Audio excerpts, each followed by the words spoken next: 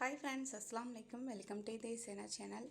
இன்றைக்கி நோன்பு திறக்கிறதுக்கு ரோஸ் மில்க் தான் செஞ்சுருந்தேன்.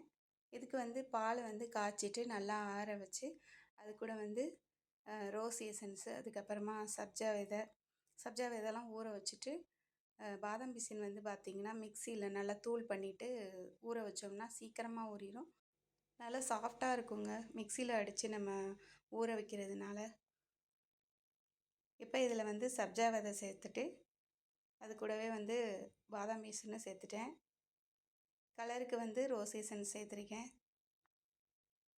இதை நம்ம நோன்பு திறக்கிறதுக்கு ஒரு 3 மணி போல் செஞ்சுட்டு ஃப்ரிட்ஜில் வச்சுட்டோன்னா நோன்பு திறக்கிறதுக்கு நம்ம குடிக்கிறதுக்கு கரெக்டாக இருக்கும்.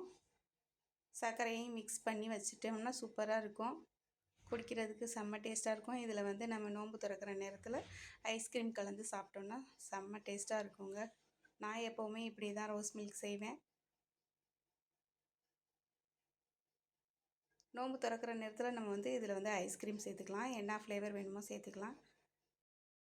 இன்றைக்கி இஃப்தாருக்கு இது தான் செஞ்சுருந்தோம் ஃப்ரெண்ட்ஸ். அதுக்கப்புறம் நோன்பு கஞ்சி, வடை, தர்பூசணி எல்லாம் வச்சு நோன்பு திறந்தாச்சு. அல்ஹம்துலில்லாஹ்.